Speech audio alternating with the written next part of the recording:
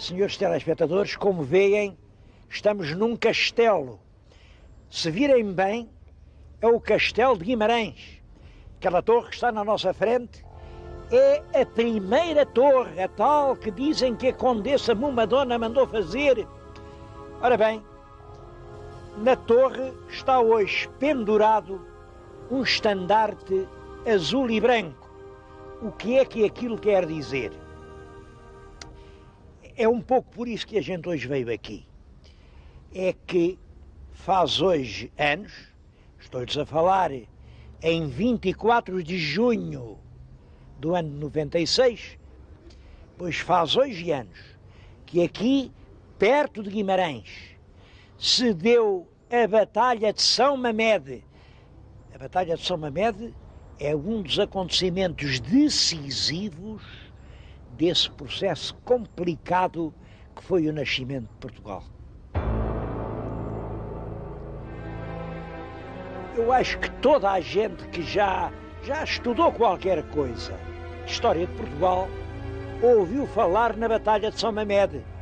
É a tal batalha em que o Dom Afonso Henriques, que ainda era novito, revoltou-se contra a mãe, venceu a mãe, depois prendeu-a lá num castelo, por sinal que a mãe, muito zangada, disse: maldito, prendes-me a mim, pois eu rogo-te uma praga, também has de ficar ferido pelo ferro. E praga que não caiu em vão, porque diz que muitos anos mais tarde vinha o Dom Afonso Henriques a galope, a fugir do castelo de Badajoz, e o ferrolho cortou-lhe a coxa, e foi assim que o pobre Dom Afonso Henriques nunca mais pôde cavalgar.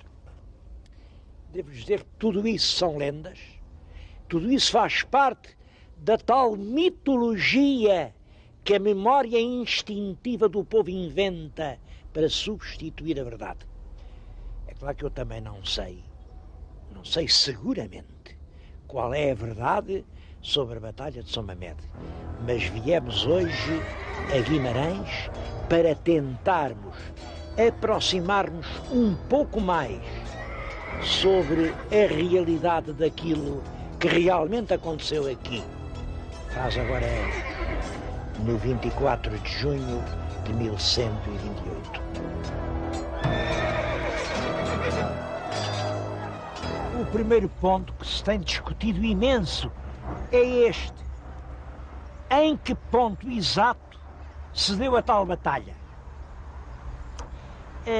A notícia que nós temos é uma notícia ainda do século XII, de uma crónica a que chamam Crónica dos Godos. Isto em latim ainda faz mais impressão. Crónica Gotorum.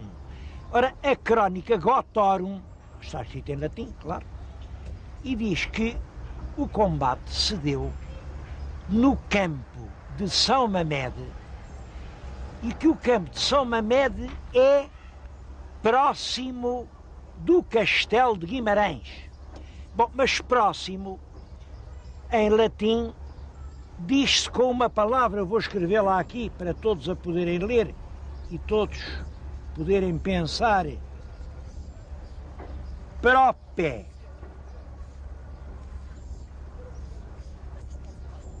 Deu-se no campo de São Mamede, propé do Castelo de Guimarães. Propé, que deu o francês proche, quer dizer próximo. Como calculam, este papel está propé dos meus olhos, aquele castelo está propé dos meus olhos, a cidade de Guimarães fica propé de mim. Perto é muito relativo, pode ser perto a poucos metros, pode ser perto a alguns quilómetros. Bom, mas vejam como as lendas se arranjam. Como dizia, perto, será logo bom. Está aqui o castelo, então o campo está aqui, este campo é em frente, é o campo mais próximo, a batalha foi aqui. Vejam lá o disparate que era uma coisa destas. Se alguém viesse travar uma batalha aqui, lá de cima das ameias, os soldados, com as suas flechas mortíferas, destruíam literalmente os inimigos. Este era o único ponto onde ninguém podia vir travar a batalha. Claro que a batalha não é. Bom, eu tive a enorme sorte, de poder encontrar exatamente onde foi. E tive sorte por uma razão curiosa. É que no século XII chamavam realmente ao sítio do combate Campo de São Mamede. Mas no século XIII já lhe chamavam Campo de São Redanhas. Só que ninguém sabia onde era o Campo de São Redanhas. E eu achei o Campo de São Redanhas.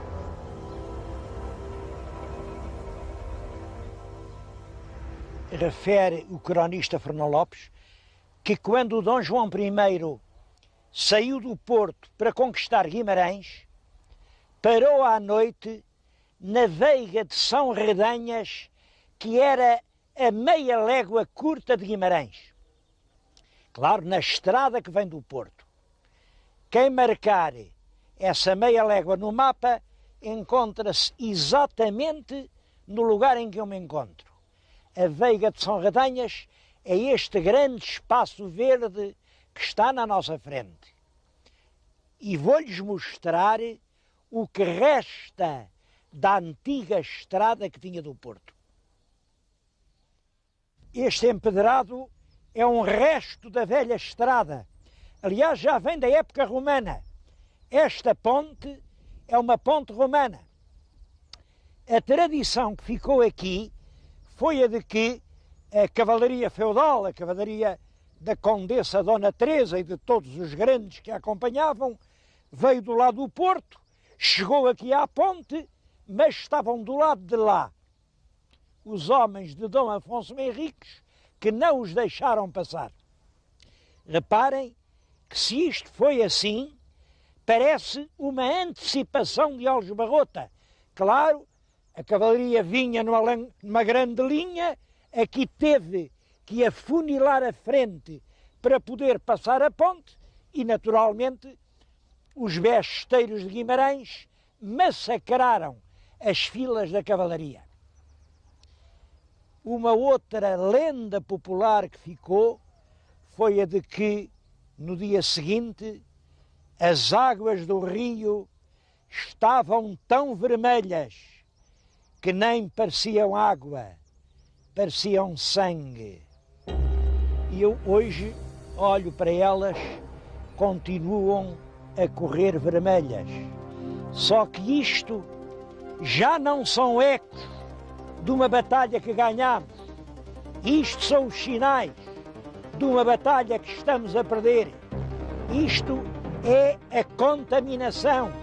Isto é a perda inexorável de alguns dos espaços mais sagrados que serviram de cenário à história portuguesa. Eu peço-lhes que olhem para este rio, olhem para esta ponte, vejam a que estado tudo isto chegou.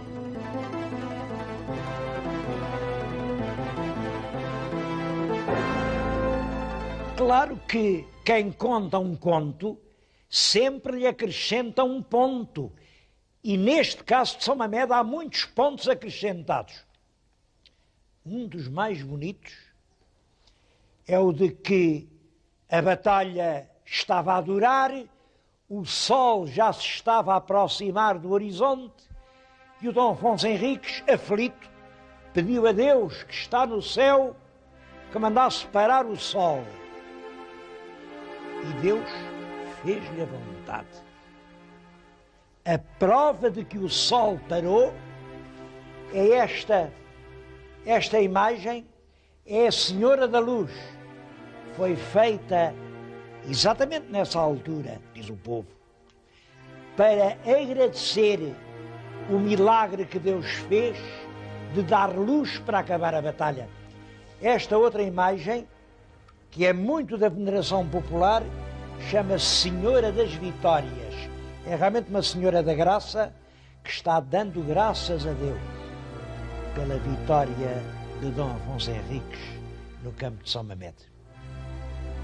Penso que todo este outeiro, estou-lhes a falar aqui no centro de Creixumil, todo este outeiro tem um valor simbólico que devia ser sagrado. Infelizmente está quase completamente esquecido.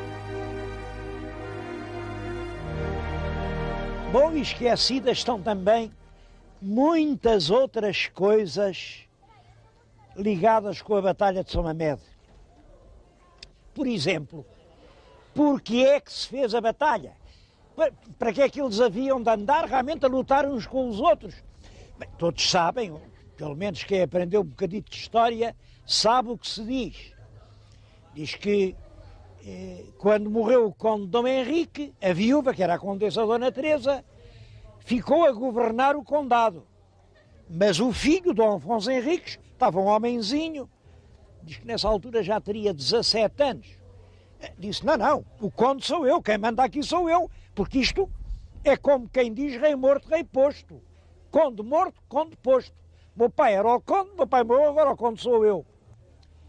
A mãe dizia, não é bem assim, rapaz, não é bem assim. O condado foi o meu pai que me deu, a condessa sou eu. Morreu o conde Dom Henrique, ficou a condessa Dona Teresa. E por isso é que eles fizeram aquela guerra. Pode ser. A verdade é que não temos provas concludentes de que fosse assim. E há outras razões que às vezes fazem pensar se não teria acontecido qualquer coisa completamente diferente.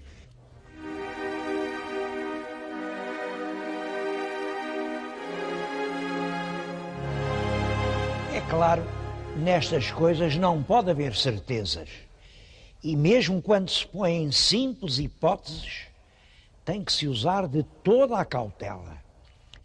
Em todo caso, acho que há hipóteses que nunca foram postas e são de tal forma importantes que não podem deixar de se ponderar. O que eu queria dizer é que nesta época em que se dá o combate de São Mamede, toda esta região da Península Ibérica está devastada por uma crise social terrivelmente violenta. Vou-lhes falar de dois livros, dois autores desse tempo. Um é o Anónimo de Sahagún. Chama-se-lhe Anónimo de Sahagún porque é um frade que, dessa época, do mosteiro de Sahagún, que escreve a crónica, mas a gente não sabe o nome do frade, chama-lhe o Anónimo. Ele diz exatamente isto. Os rústicos, os camponeses, sublevaram-se contra os seus senhores, perseguiam-nos, matavam-nos, assaltavam-lhes as casas, destruíam as colheitas. Judeu que apanhassem era logo morto, ninguém queria pagar tributos. E se algum nobre aparecia a dar-lhes apoio, aclamavam-no logo como seu rei e senhor. Bom, mas isto era longe daqui? Não era longe daqui. A história compostelhana conta que no ano de 1116 e 1117, portanto, poucos anos antes do combate de São Mamede, houve uma dessas terríveis revoltas dos burgueses da cidade contra o seu senhor, que era, claro, era o arcebispo de Almires. Quiseram-no matar, quiseram pegar fogo à torre em que ele estava. Ele, enfim, lá arranjou uns fatitos de pastor e lá se conseguiu fugir. Foi até Leão ter com a rainha Dona Urraca. E depois veio ele, veio a rainha e vieram todas as forças feudais de Castela e da Galiza e de Leão para sufocar sangrentamente a revolta. E sufocaram. Os burgueses foram esmagados, eles foram obrigados, houve uma chacina, correu muito sangue na cidade. E coitados, os burgueses foram forçados a ir com o pacto da Irmandade, que era o pacto sagrado para eles, o pacto da liberdade da cidade, e foram com o pacto em frente à porta da catedral e queimaram-no. Sabe-se que muitos fugiram. Ora, isso foi em 1117. 10 anos depois, sabemos que o jovem Afonso Henriques está à frente dos burgueses de Guimarães e lidera uma revolta. Mas há um documento de 1128, menos de 2 meses, reparem, menos de 2 meses antes da Batalha de São Mamede, em que o Dom Afonso Henriques agradece aos burgueses de Guimarães terem-no feito seu chefe. Eu acho que, perante isto, não pode deixar de se fazer uma pergunta. O que é que aconteceu em Guimarães? Isto agora levanta muita coisa, muita coisa. Vocês lembram-se daquela história muito esquisita? Eu nunca acreditei muito nela, porque é uma história muito esquisita da palavra do Egas Muniz. O Egas Muniz comprometeu-se perante o rei de Castela, que tinha vindo cercar Guimarães, comprometeu-se e o rei de Castela aceitou a palavra do Egas Muniz, como não tinha aceito a palavra do Dom Afonso Henriques, que era um príncipe de sangue real. O nosso Afonso Henriques, não julguem que era assim, um badameco qualquer. Era como o rei de Leão e Castela, neto do grande imperador Afonso VI. Pois bem, o Afonso VII aceita a palavra do Egas Muniz, mas não aceita a palavra do Afonso Henriques. Que explicação pode haver para isto? É claro, isto seria uma explicação.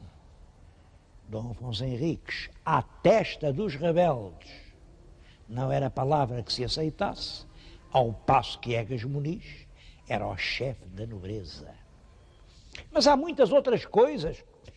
Reparem, Guimarães, estando aqui a 2 passos de Braga, conseguiu escapar sempre ao imenso poder dos arcebispos de Braga. Mais, os arcebispos de Braga nem tinham o direito de visitar Guimarães. Guimarães foi sempre um santuário do povo e os reis de Portugal consideraram sempre Guimarães e, sobretudo, aquela igreja da Senhora de Oliveira como uma espécie de grande santuário nacional. É claro, isto repito, são hipóteses, mas são hipóteses sobre as quais não podemos deixar de pensar.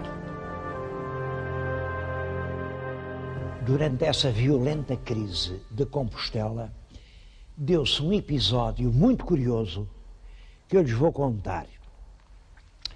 Como sabem, o Santiago é um mártir e o martírio foi degolarem-no. Os degolados não têm cabeça. Ninguém fazia ideia nenhuma onde parava a cabeça do apóstolo Santiago. O corpo, sim. O corpo está lá em Compostela. A cabeça ninguém sabe. Imaginem que um bispo de Braga, um bispo muito esperto, um bispo que se chamava Dom Maurício Bordino, esse homem tem uma história terrível. Uma história que eu um dia hei de contar. Pois o bispo Bordino foi a Jerusalém, andava por ali e sabe o que é que ele achou? A cabeça, a própria cabeça do Santiago. Claro, roubou-a, embrulhou-me bem embrulhada, trouxe-a para a Galiza. Ele chegou aqui exatamente nessa altura em que havia a tremenda revolta dos camponeses contra os nobres e teve medo de atravessar o país levando consigo um tesouro daqueles. Portanto, deixou a cabeça escondida na igreja de Carrión de los Condes, uma igreja que ainda hoje lá está. Pouco depois passou por ali a rainha Urraca. Contaram-lhe a história, ela achou que a cabeça não estava bem segura e levou-a para León. E quando lá chegou o arcebispo Gelmires, imaginem, ela deu a cabeça do Santiago ao arcebispo. Claro, e o arcebispo, muito contente, levou-a para Santiago e juntou a cabeça ao resto dos despojos. Com isso, a rainha Urraca matou 2 coelhos só com uma pancada. Primeiro, fez as pazes com o arcebispo com quem andava zangada. E segundo, tramou o arcebispo de Braga, porque a ideia do arcebispo de Braga era levar a cabeça do apóstolo para Braga e ficava o corpo em Santiago. Agora digam-me lá vocês que me estão a ouvir, o que é mais importante? É um santo sem cabeça ou é uma cabeça sem santo? Vocês não sabem, e com certeza que os cristãos daquele tempo também não sabiam. E, portanto, tinham que pensar. Importante é uma coisa e outra. E toda a gente que ia a Compostela também tinha que vir a Braga. Este projeto foi destruído quando, durante a terrível crise de Santiago, a rainha Urraca deu a cabeça ao arcebispo de Santiago de Compostela. Venho-lhes contar isto aqui, junto desta imagem, que é um Santiago. Como veem, é um Santiago apóstolo. Tem aqui o Evangelho, mas tem aqui as vieiras do peregrino. Há 3 Santiagos: Santiago Apóstolo, Santiago Peregrino e o Santiago Matamoros. Todos eles chegaram aqui a Guimarães. Naturalmente que tudo isto é profundamente enigmático. Ninguém pode ter certezas. Mas enigmático é tudo. Olhem, reparem nestes capitéis que estão aqui junto de mim. São capitéis medievais.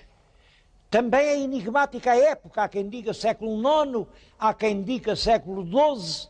São, sem dúvida, do início da monarquia ou anteriores a ela. E reparem nos capitéis.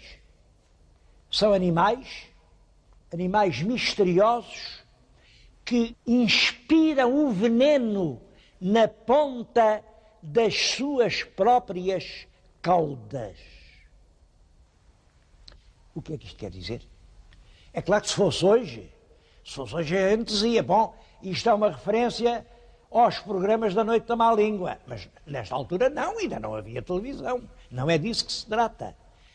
E nunca foi decifrado este mistério. Mas eu queria era chamar a atenção para outros enigmas ligados à Batalha de São Mamede. Diz a 3ª e a 4ª Crónica Breve de Santa Cruz que o Dom Afonso Henriques foi à batalha, mas foi vencido. Ele não ganhou, perdeu. E coitado, ia a fugir, muito desazado, muito mal ferido, quando no caminho se encontrou, diz uma das fontes, com o Egas Muniz, diz a outra com o Soeiro Mendes. Em qualquer caso, era sempre o chefe da nobreza, e eles disseram, de onde vindos, Afonso Henriques? Ele disse, olha, eu fui à batalha, mas o meu padrasto arrincou-me. Ó homem, mal fizeste, que foste lá sem nós. E ele então voltou à batalha, acompanhado pelos chefes da fidalguia, e conseguiu triunfar. Tem-se especulado muito sobre o que isto quer dizer, mas reparem, dentro desta hipótese do Dom Afonso Henriques ser o chefe da revolta popular vimaranense, isto tem todo sentido. São os cronistas posteriores a dizerem, ele lá ganhar ganhou, mas foi porque tinha junto dele o Egas Muniz ou o Soeiro Mendes, em qualquer caso, os chefes da nobreza. Porque o povo só por si nunca ganhou coisa nenhuma.